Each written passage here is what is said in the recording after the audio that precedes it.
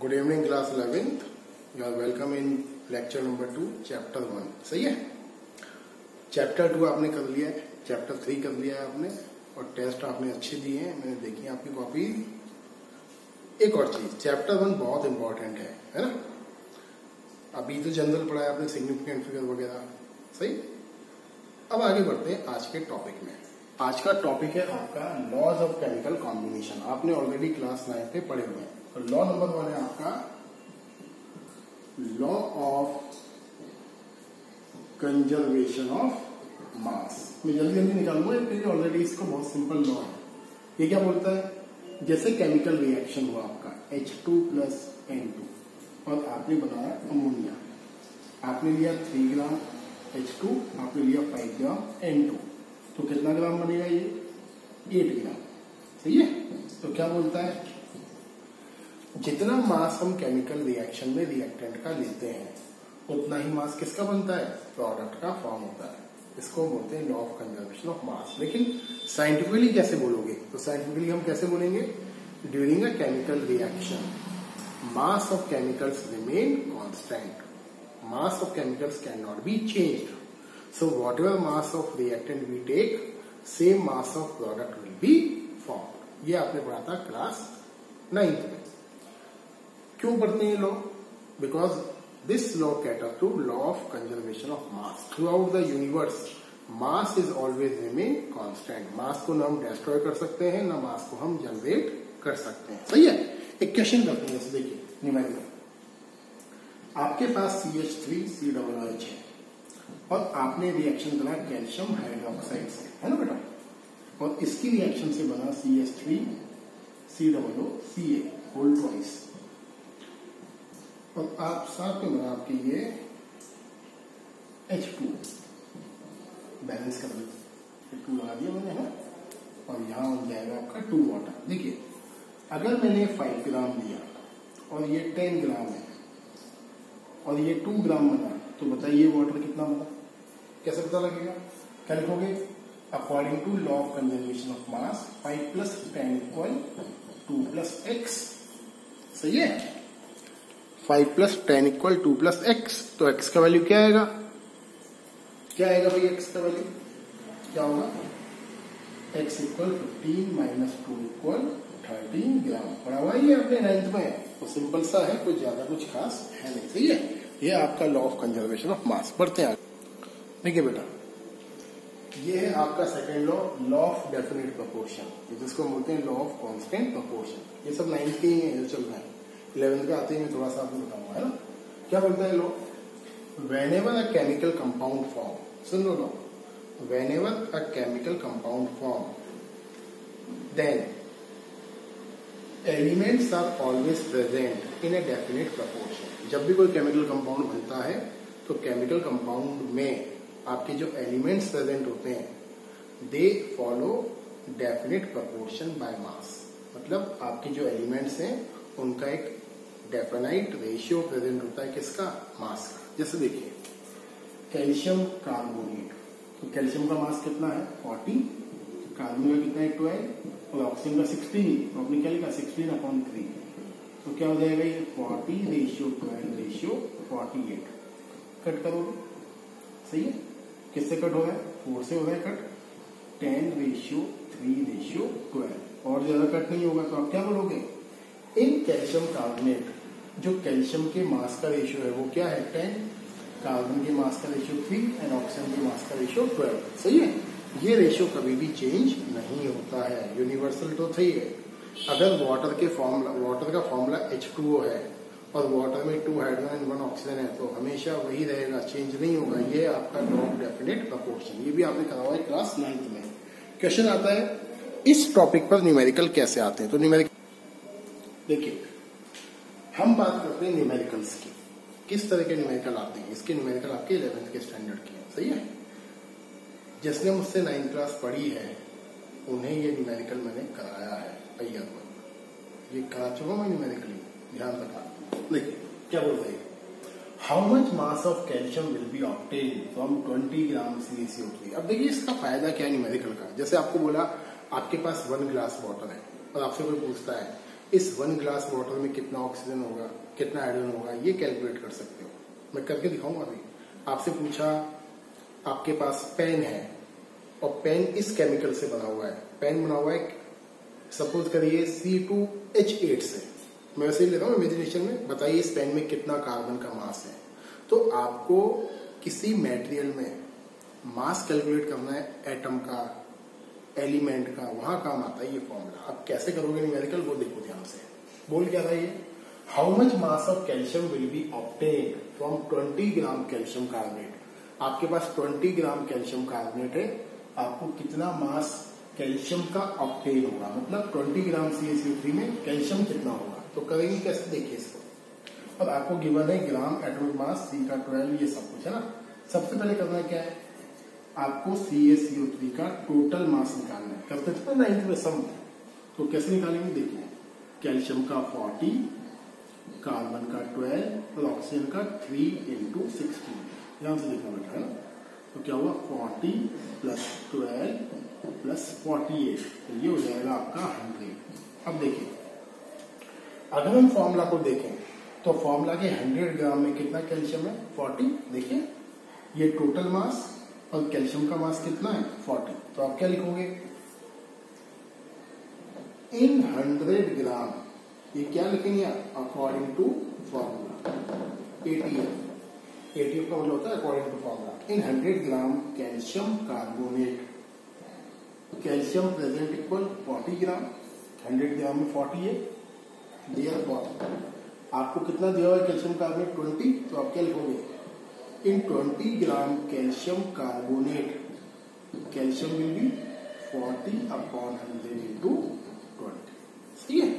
तो इसको सॉल्व करोगे, 0 से 0 कट, कितना जाएगा 8 ग्राम, मतलब 20 ग्राम कैल्शियम कार्बोनेट में 8 ग्राम कैल्शियम विल बी रह जाएगा। सही है, गॉट इट। कर लोगे न्यूमेरिकल। तो इस तरीके की न्यूमेरिकल आपको लॉ ऑफ डेफिनेट प्रोपोर्शन पर देखने को मिलेगा। सही है बेटा।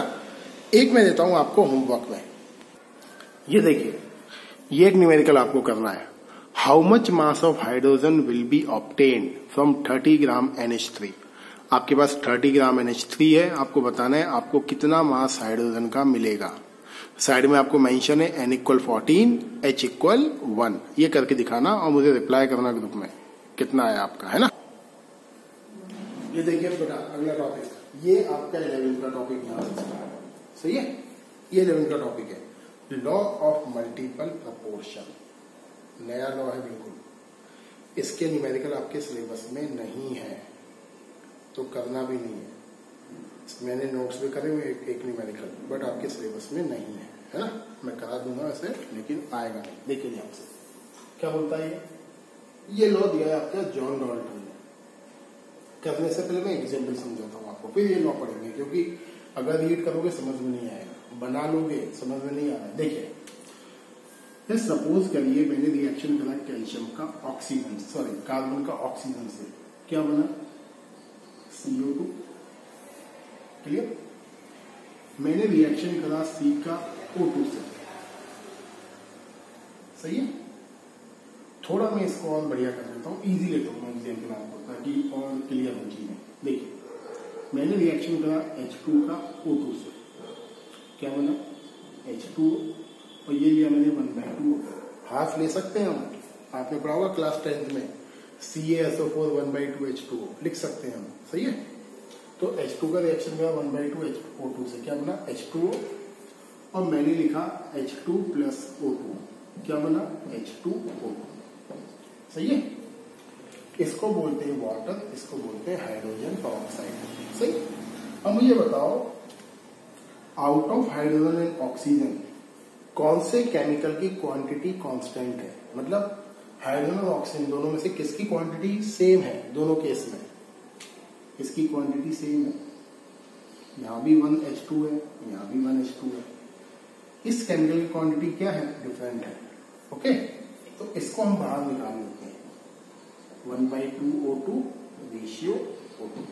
बट O2 का मोलर मास क्या होता है 16, तो क्या हो जाएगा 1/2 × 16 × 2 रेशियो 2 × 16। सही है।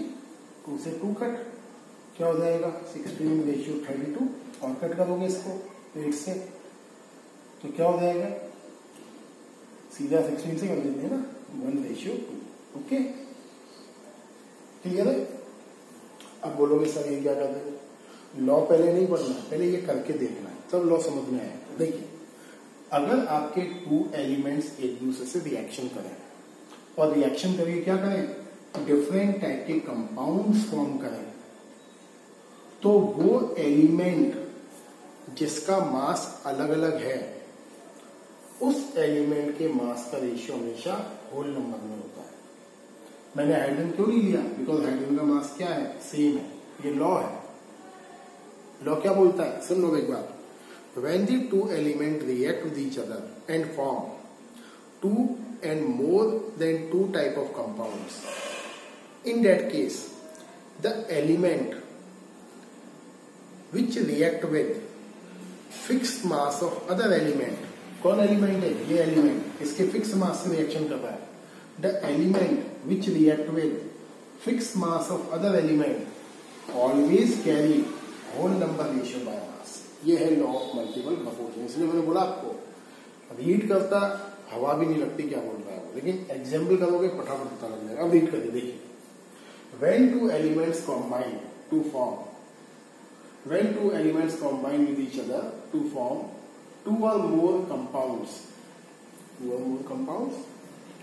then the mass of elements which combine with fixed mass of other elements mass of elements which combine with fixed mass of other elements always carry whole number ratio always carry whole number ratio by mass। मतलब इस element के मास का ratio हमेशा whole number में होगा fraction में नहीं होगा। ये मैंने निकाला हुआ। एक और एग्जांपल देखो इसका कि ये लॉ आपको पूछ सकते हैं स्कूल में आ सकता है ये लॉ। देखिए एक और देखो बेटा इसमें एग्जाम्पल जैसे मैंने लिया इसमें एग्जाम्पल एक ये सल्फर प्लस O2 क्या बनाओगे बेटा SO2 मैंने लिया सल्फर प्लस 3/2 O2 क्या बने SO2 सही है। कौन से एलिमेंट का मास फिक्स नहीं है इसका ये तो फिक्स है ये अलग अलग है तो रेशियो क्या हो जाएगा O2 रेशियो 3/2 O2 चाहो तो इसमें यहाँ करना मल्टीप्लाई क्या हो जाएगा 2O2 रेशियो 3O2 O2 से O2 कट कर लो क्यों लंबा काम करेगा कटना भी है तो क्या रेशियो हो जाएगा 2:3 सही है। तो ये है आपका लॉ ऑफ मल्टीपल प्रपोर्शन। ये 11th का लॉ है ये आपने 10th में या 9th में नहीं पढ़ा है। Got it. बढ़ते हैं आगे। देखिए बेटा आपका नेक्स्ट लॉ है एवोगैड्रो लॉ। नाम सुना होगा एवोगैड्रो नंबर क्लास 9th में। मोल क्या वैल्यू होती है मोल की 6.022 10 की पावर 23। जो पढ़ाते हैं टीचर 9th में वो क्या बोलते हैं बहुत इंपॉर्टेंट है काम आएगा क्लास 11 में मोल। बट 9th में हम क्या सोचते हैं कौन पढ़ेगा देखेंगे 11th में मोल बहुत डिटेल में है थोड़ा सा स्टार्ट हो रहा है मोलिया है ना तो ध्यान से सुनना। एवोगैड्रो ने एक लॉ दिया। अब लॉ क्या दिया देखिए तो बहुत इजी है। Equal volume of all the gases eight same temperature and pressure always carry equal number of particles. मतलब आपकी कोई सी भी गैस हो अगर आपने लिया अमोनिया CO2 ऑक्सीजन अगर आपने प्रेशर और टेम्परेचर कर दिया कांस्टेंट मतलब एक जैसा कर दिया टेम्परेचर और एक जैसा कर दिया प्रेशर उस केस में अगर आप 100 ml लोगे CO2 100 ml लोगे ऑक्सीजन 100 ml लोगे अमोनिया तो तीनों का वॉल्यूम अगर आप इक्वल लोगे तो तीनों गैस में नंबर ऑफ पार्टिकल्स या नंबर ऑफ मॉलिक्यूल्स भी इक्वल होंगे। जैसे मैंने बोला अगर 100 ml CO2 में x नंबर ऑफ मॉलिक्यूल है तो 100 ml अमोनिया में भी x मॉलिक्यूल होंगे 100 ml ऑक्सीजन में भी x मॉलिक्यूल होंगे। ये लॉ मोल्स को कॉन्सेप्ट को रिलेट करता है। बहुत बहुत इंपॉर्टेंट लॉ है बहुत काम आता है 11th में और 12th में। देखिए क्या बोलता है फिर एक बार और सुनो। Equal volume of all gases eight same temperature and pressure always carry equal number of particles. मतलब आपने कोई सी भी गैस ली और क्या करा, टेम्परेचर और प्रेशर को क्या कर दिया, कांस्टेंट। तो ईच गैस के इक्वल वॉल्यूम में equal number of particles he present होंगे। जैसे देखिए इसके बेस पर एवोगैड्रो ने कॉन्सेप्ट दिया है एट एसटीपी, दिख रहा है, मैं पीछे आ रहा हूं, क्या हम देखें एट एसटीपी, ये देखिए बेटा ये लिखा हुआ यहाँ ध्यान से देखिए, एट एसटीपी। एसटीपी का मतलब होता है standard temperature and pressure. Standard temperature कितना होता है 273 केल्विन और प्रेशर होता है 1 बार। मतलब आपने अलग अलग तरह की गैसें ली और गैस कितनी ली 22.4 लीटर, 22.4 लीटर, 22.4 लीटर और आपने क्या करा, टेम्परेचर कर दिया फिक्स 273 केल्विन और प्रेशर कर दिया फिक्स 1 बार। तो आपके 22.4 लीटर गैसेज में जो नंबर ऑफ पार्टिकल्स होंगे वो किसके इक्वल होंगे, 1 मोल के। तो 22.4 लीटर O2 में कितने मोल हुए, 1 मोल O2। अमोनिया में कितने मोल हुए, 1 मोल अमोनिया। CO2 में कितना हुआ, 1 मोल CO2। और 1 मोल की वैल्यू क्या होती है, 6.022 10 की पावर 23 मॉलिक्यूल। क्लियर है, गॉट इट। तो ये है आपका एवोगैड्रो लॉ। इसका जो अगला वीडियो लेक्चर है ना बहुत इंपॉर्टेंट होने वाला है, क्योंकि न्यूमेरिकल आज नहीं करा रहा हूं, खिचड़ी पक जाएगी आपके न्यूमेरिकल्स में। तो ये वीडियो देखने के बाद अगला जो लेक्चर लेंगे वो लेंगे न्यूमेरिकल का, उसमें न्यूमेरिकल्स ही कराऊंगा इसके में, है ना। तो देखिए एक बार और देख लो इसको, याद ध्यान क्या रखना है, एट एसटीपी 22.4 लीटर गैस में वैल्यू होती है 1 मोल और 1 मोल की वैल्यू क्या होती है 6.022 10 की पावर 23। देखिए ये लॉ देखिए बेटा, ये लास्ट है आज का topic, Gay-Lussac's law of gaseous volume. सही है, ये लास्ट लॉ है आपका जो आप पढ़ोगे आज, है ना। इसके बाद लॉज वगैरह कंप्लीट हो जाएंगे, उसके बाद मूल चलेगा आपका, है ना। ये लॉ मैंने इसलिए पढ़ा है, लॉ में जनरली डेफिनेशंस पूछते हैं, कम से कम डेफिनेशन तो हम कर ही सकते हैं एक लेक्चर में। देखिए ये क्या बोलता है, अगर आपकी किसी केमिकल रिएक्शन में ओनली गैसेज प्रेजेंट हो, ये हाइड्रोजन क्लोराइड गैस है बेटा, अगर आपकी किसी केमिकल रिएक्शन में ओनली गैसेज प्रेजेंट हो, सुन लो मैं जनरल फॉर्म में समझा रहा हूं, if in a chemical reaction only gases are present at constant temperature and pressure, then volume of gases always carry whole number ratio। मतलब अगर किसी केमिकल रिएक्शन में सारे केमिकल गैस के फॉर्म में है और आपका टेम्परेचर और प्रेशर भी कांस्टेंट है, तो उन सारी गैसेस का जो रेशियो होता है वॉल्यूम का, वो किस में होता है, होल नंबर में होता है, फ्रैक्शन में कभी भी नहीं होता है। भाई एटम तो फ्रैक्शन में हो भी नहीं सकता है। देखिए कैसे, जैसे आपने लिया H2Cl2 एंड HCl। अब यहां ध्यान से देखना केस, ये न्यूमेरिकल जेई वगैरह में बोलते हैं, यहां से न्यूमेरिकल। अगर मैंने ये लिया 100 ml, 1 पार्टिकल है, तो ये भी क्या हो जाएगा 100 ml, और ये क्या हो जाएगा बेटा 200 ml। ओके, कोई डाउट, ये एग्जांपल ले रहा हूं मैं। अगर ये 100 ml है, ये 100 ml है, तो ये कितना हो जाएगा 200 ml। Got it. थोड़ा मैं बेटा यहां से एग्जाम्पल टफ ले रहा हूं, इसको हटा रहा हूं मैं, ये मतलब बहुत सिंपल सा एग्जाम्पल है, मैं टफ कर रहा हूं इसको एग्जाम्पल को। देखिए जैसे मैंने लिया N2, मैंने लिया H2 और मैंने बनाया ये अमोनिया। देखिए ध्यान से, है ना, ये लिखा मैंने 2, बैलेंस कर दें क्वेश्चन, सबसे पहला काम बैलेंस का।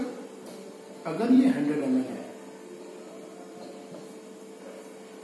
1 मॉलिक्यूल का मतलब 100 ml है, तो ये कितना हो जाएगा 300 ml। 3 क्या लिखा मैंने, आप क्या लिख दोगे 3 into 100 ml। तो ये 2 है तो क्या लिख दोगे 2 into 100 ml। अब आप बोलोगे सर अभी तो आपने लॉ ऑफ कंजर्वेशन ऑफ मास में पढ़ाया कि 100 + 300 400 होना चाहिए। मास चेंज नहीं होता है, but volume can be change. मैंने मास बोला है, वॉल्यूम नहीं बोला है। आपको पता है volume can be change, come volume का ज्यादा वॉल्यूम हो सकता है, ज्यादा का कम हो सकता है। अगर गैस कंप्रेस होगी तो वॉल्यूम कम हो जाएगा, और गैस एक्सपेंड होगी तो वॉल्यूम बढ़ जाएगा। सही है, मास कैन नॉट बी चेंज। इसलिए मैंने टफ लिया एग्जाम्पल, सिंपल नहीं लिया हुआ। देखिए अगर ये 100 ml है तो ये क्या हो जाएगा 300 ml, ये क्या हो जाएगा 200 ml। 3 लिखा हुआ है, 2 लिखा हुआ है, बैलेंसिंग में। सही। अगर ये 1 मोल है तो 3 लिखा हुआ है, ये कितना मोल होगा 3 मोल, और ये कितना मोल हो जाएगा 2 मोल। Got it. अगर हम इसके वॉल्यूम का रेशियो देखें, पहले लॉ को निमट लेते हैं। वॉल्यूम का रेशियो क्या है 100 रेशियो 300 रेशियो 200। तो वॉल्यूम का रेशियो क्या आएगा 1 रेशियो 3 रेशियो 2। आ रहा है होल नंबर वॉल्यूम का रेशियो। मैं थोड़ा एक लेवल आगे की बात बता रहा हूँ जो आपके कॉम्पिटिशन में काम आएगा, 12th में काम आएगा। अगर इसका मतलब 1 मोल है तो 3 का मतलब क्या होगा 3 मोल, 2 का मतलब क्या होगा 2 मोल। थर्ड देखिए, अगर 1 मोल का मीनिंग 6.022 10 की पावर 23 है, जिसको हम बोलते हैं एवोगैड्रो नंबर, तो 3 का मतलब क्या हो जाएगा 3 इंटू एवोगैड्रो नंबर, 2 का मतलब क्या हो जाएगा 2 इंटू एवोगैड्रो नंबर। क्लियर है? तो मतलब क्या पता लगा इस रिएक्शन में कि N2 का 1 मोल रिएक्शन करता है 3 मोल H2 से और 2 मोल क्या बनता है अमोनिया का। ये लॉ आपका इतना ही है, मैंने थोड़ा और डिटेल करके बताया आपको, है ना। तो आज जो हमने लॉ पढ़े हैं, इन लॉज को आपको देखना है ढंग से, बार बार देखिए, 1-2 बार, कम से कम वीडियो को 2 या 3 बार देखना है आपको, तभी आपको अगले न्यूमेरिकल्स समझ में आएंगे। उसके बाद हम करेंगे अगले टर्न पर न्यूमेरिकल्स, मजा आएगा न्यूमेरिकल्स करने में आपको, क्योंकि ये चैप्टर IIT 12th क्लास का बहुत इंपॉर्टेंट पार्ट है ये। Thank you and have a nice day.